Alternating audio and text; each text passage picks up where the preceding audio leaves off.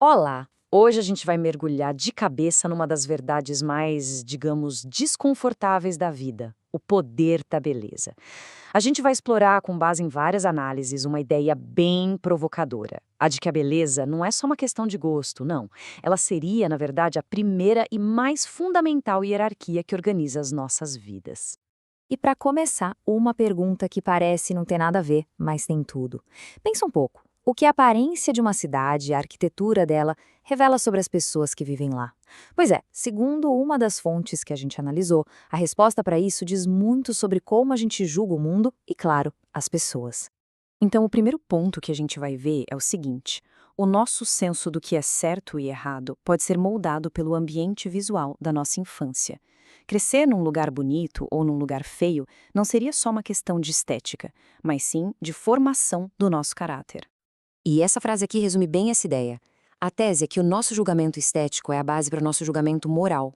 É como se a capacidade de enxergar harmonia e ordem nas coisas fosse um treinamento para a gente reconhecer a virtude e a ordem nas ações humanas. Faz sentido, né?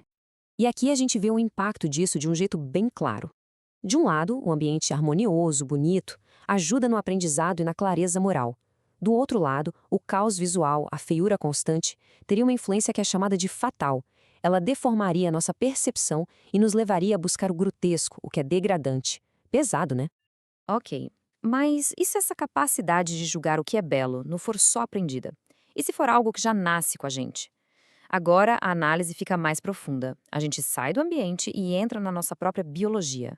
A tese central aqui é que a nossa percepção da beleza não é uma invenção da cultura, é uma força da natureza. E é aqui que o debate esquenta. As fontes dessa análise batem de frente com a ideia de que a beleza é só uma convenção, um padrão que a mídia ou a sociedade inventou. Para essa linha de pensamento, a percepção do que é belo é algo muito, mas muito mais profundo e inevitável. E por que seria algo tão profundo? Simples. Porque é um sinal biológico. Por essa ótica, a nossa atração por um rosto simétrico, por um corpo saudável, isso não é um capricho.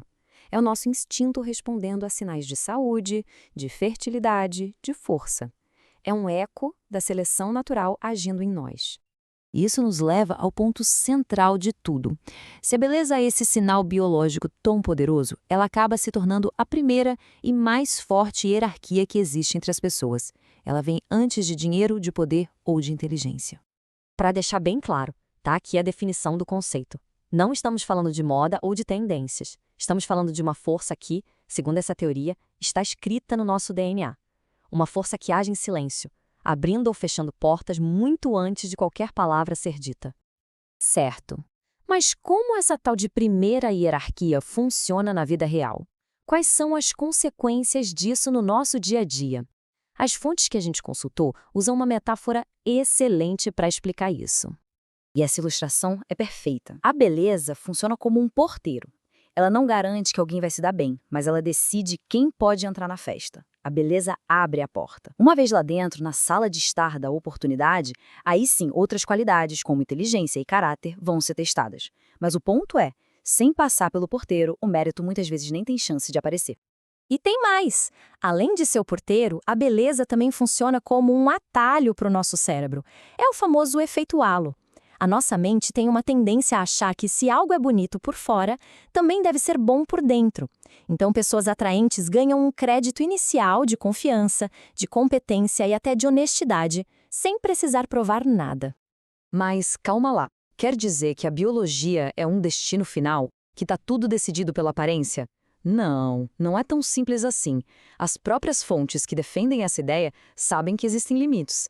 A primeira impressão é poderosa, sim, mas ela não é tudo. Esse quadro mostra bem o contraste. No começo, no curto prazo, o que manda é o impulso sensorial, a atração física. Mas para manter um relacionamento, para construir uma amizade, o jogo muda.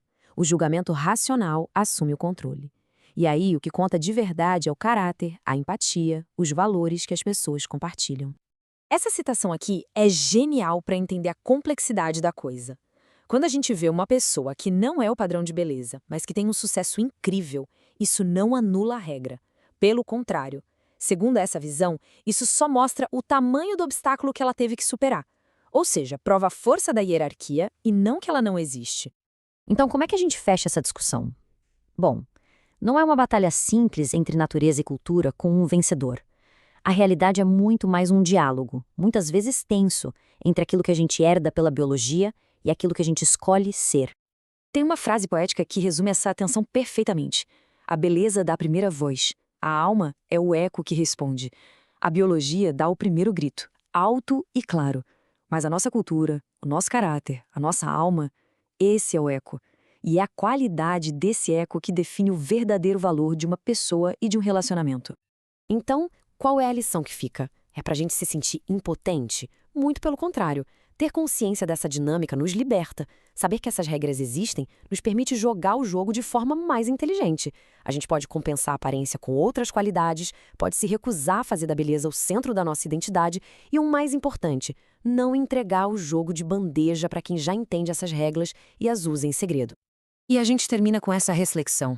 Aceitar que a beleza é uma força tão poderosa no mundo, isso nos torna pessoas mais cínicas, que só veem interesse em tudo?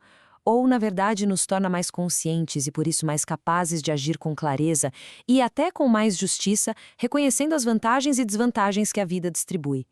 A resposta, talvez, diga muito não só sobre como a gente vê o mundo, mas sobre como a gente escolhe viver nele.